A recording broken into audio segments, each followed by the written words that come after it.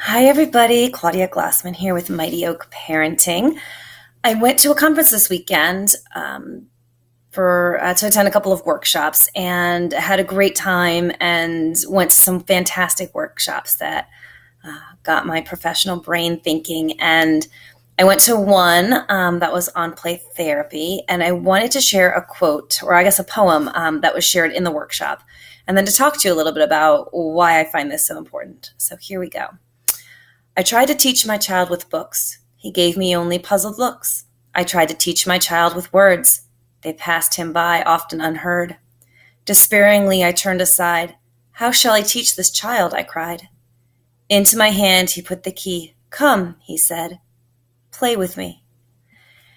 And I hadn't seen this before, although I guess it's well known. A lot of people there had seen it before. And it got me thinking about my own kids and parenting, and inspired me so much that I actually went home and dug up all of my old play therapy toys, which have been in a box since I closed my private practice and before starting Mighty Oak Parenting. And so I pulled everything out, and my kids got so excited, and they dug in, and there were toys everywhere, and I sorted them and cleaned them up and, put them in bins, and I put them in my kids' playroom, and the next morning, my oldest jumped back out and pulled them out again.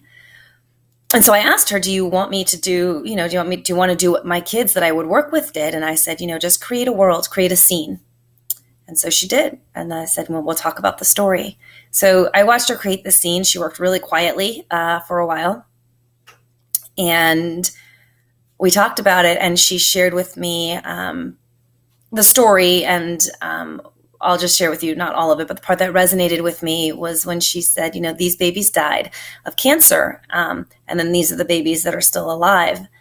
And we talked a little bit about that. I asked her some questions about the babies. And then she said the babies that are alive worry that they'll get cancer too. And now their grandmother passed away 2 years ago of cancer. And we talk about her a lot. And so it was interesting because I never heard, I'm getting choked up now just talking about it, but I never heard her say that. And sorry. It playing allowed her to verbalize through the story through a little bit of distance, right? She's talking about the characters, not herself, which makes it safer to express some things and to kind of talk about these feelings that she has that with all the words in the world we weren't able to get to. And I'm just telling you the story because it really highlights the amazing power of play. There's nothing magical about the toys I have. I have a lot of toys that have a lot of symbolic toys and people figurines and things that you can be creative with, but there's nothing magical about the toys. I mean, I bought them online and in toy stores like everyone else, right? So while I use them for therapy, they were carefully selected for therapy.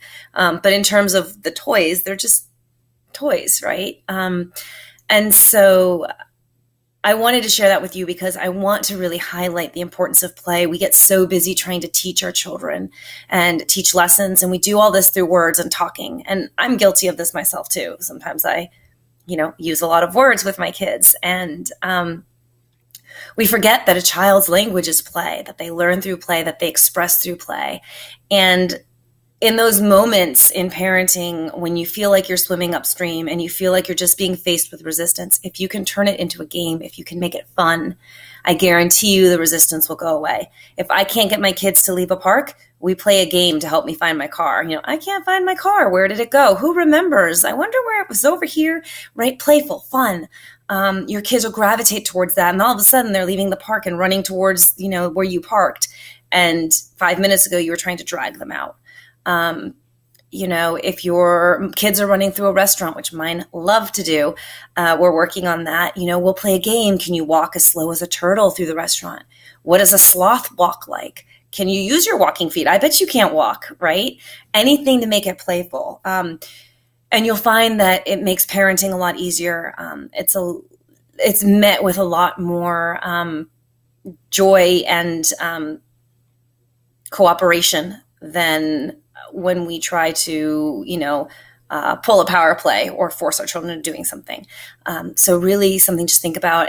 Added bonus is playing with our kids helps with our relationship with them and build attachment. And so there's wonderful ways in which you can play with your children. You don't have to be a play therapist to do it. Just follow what they do and get involved in their story and what they present to you, right?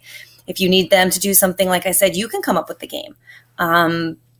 We use games all the time in my house. We can also use games to teach, even structured games like board games teach taking turns and waiting your turn and patience. These are all skills that are learned in a fun way. And so I really just want to highlight that we as parents, we have this amazing tool, right? We know the language our children speak. They speak play. And so we have this tool and we don't always use it. But if we use it and when we use it, it can be really helpful and make parenting so much easier. So I just wanted to share that with you. Try it. Try to be more playful and see how things change in your house. Until next time, have a fantastic day.